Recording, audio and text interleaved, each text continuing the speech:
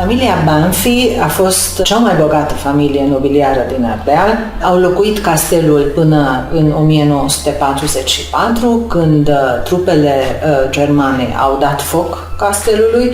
Statul român a folosit castelul până la sfârșitul anilor 70, după care a intrat în paragină. Și a urmat calea clasică a clădirilor istorice în curs de retrocedare, deci timp de aproape 20 de ani lumea s-a judecat, primește familia înapoi sau nu acest castel, iar când l-a primit înapoi a fost în stare de precolaps sau în anumite zone a fost chiar colaps, statul român nu dorind să contribuie cu niciun ban la restaurarea acestui monument istoric.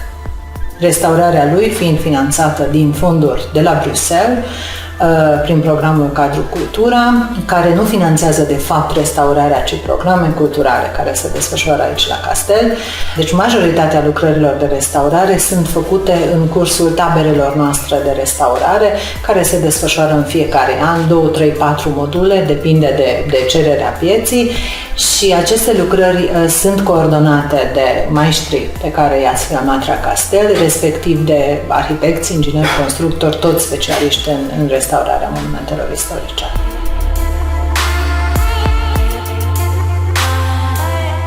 Suntem la Castelul Banfi din Pontida.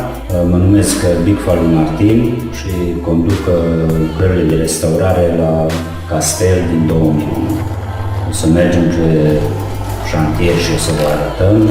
Folosim numai materiale standard, cum ar fi folosim numai vaș și nisip, fiindcă este un material care respiră, permită zidului să se aerisească și nu absorbă apa, fiindcă zidurile vechi, istorice, sunt făcute din materiale de cărămidă arsă, nu ceramică, cum e mai nou făcută, și din pietre de calcar, că materialul ăsta este și compatibil și rezistent în timp. Se poate vedea și în curtea castelului că mai avem ziduri existente și tencuieli care au rezistat 400 de ani și deja au fost dezacoperit 10 de ani, o nins sau ploace, totuși a rezistat. Deci e total greșit că rezistă numai cimentul.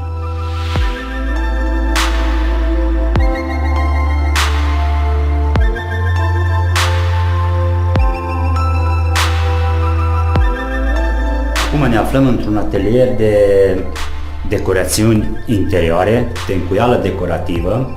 Sunt niște segmente de decorațiuni, din cauza că noi organizăm și cursuri pentru a învăța pe alții să facă decorațiuni și de aia sunt segmente. Ce vedeți dumneavoastră aici sunt 3 tipuri de decorațiuni: stucco, fresco și grafito. Și ca să înțelegeți și mai bine despre ce este vorba, îl prezint pe Cova Ștefan, care se ocupă și cu cursanți și care o să vă explică pe fiecare decorațiune ce înseamnă și cum se execută.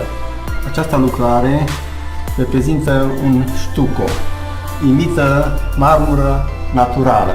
Este din materiale naturale, deci praf de marmură și pastă de val. A doua lucrare despre care o să vă povestesc este o frescă. Fresca este o pictură aplicată pe tencuială moale. Deci este un șablon găurit, este pigment și din care este ușor pigmentul. Se aplică pe acest șablon,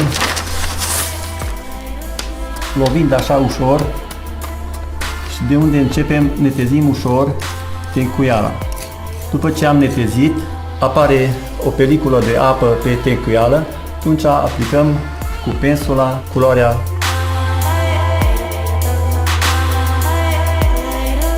Tapitul reprezintă două feluri de tencuieli aplicate pe perete de piatră sau de cărămidă. Este recomandat să aplicăm pe tencuieli proaspete. În primul strat am pus pigment în materialul care l-am preparat, l-am tencuit. În momentul în care am aplicat al doilea strat, am luat șablonul, am aplicat modelul cu acea pânză în care este pigment, luăm aceste ustensile mici cu care gravăm.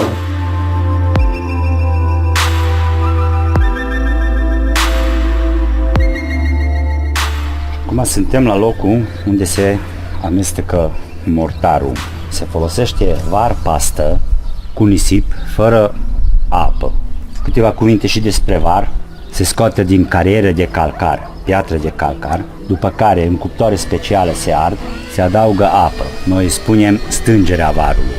După care se pune într-o groapă în pământ, trebuie ținut cel puțin 3 luni de zile. Cu cât stă mai mult, cu atât e mai bun și se poate pune în operă.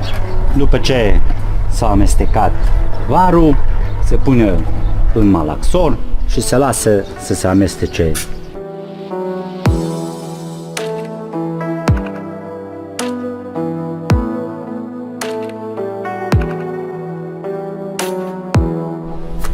În fața noastră avem un zid care a fost afectat în timp de umezeală, de îngheț. O trebuie să îndepărtăm tencuiala existentă, după care se curăță foarte bine zidul. Cum vedeți, acum deja există un strat dat mai de mult și acum se aplică al doilea strat.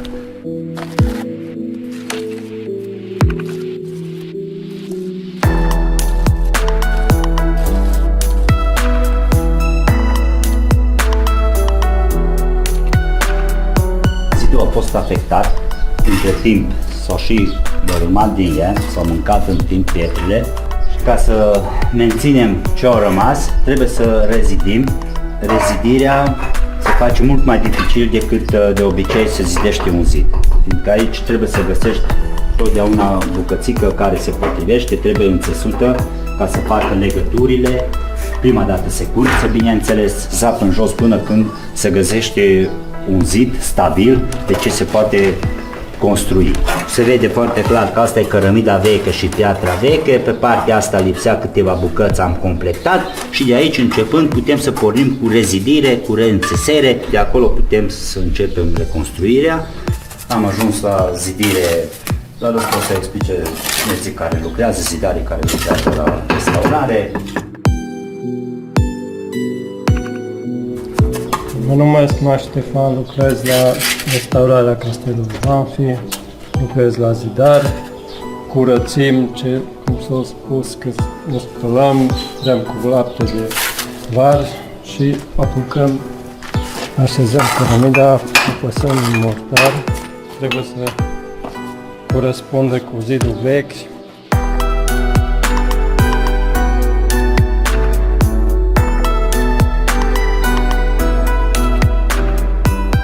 Cred că acest exemplu este unul foarte bun pentru că până acum mai mult de 2000 de studenți au participat la proiectele noastre, venind din 25 de țări, nu doar din Europa. Iar acest lucru nu este important doar din prisma faptului că acești oameni vor ști cum să restaureze monumentele istorice, ci și pentru faptul că în final despre România nu o să se vorbească numai pentru că este o țară coruptă sau pentru că avem copii foarte săraci și orfani, dar o să se vadă că avem un patrimoniu construit enorm de important, care sperăm noi că va atrage turiști, iar prin faptul că turiștii vin aici la noi, sper că se vor crea și locuri de muncă, nu numai în industria turismului unde este firesc să se creeze, dar se va crea nevoia de a restaura acest patrimoniu construit, oferind locuri de muncă acestor muncitori pe care îi specializăm noi la Castel.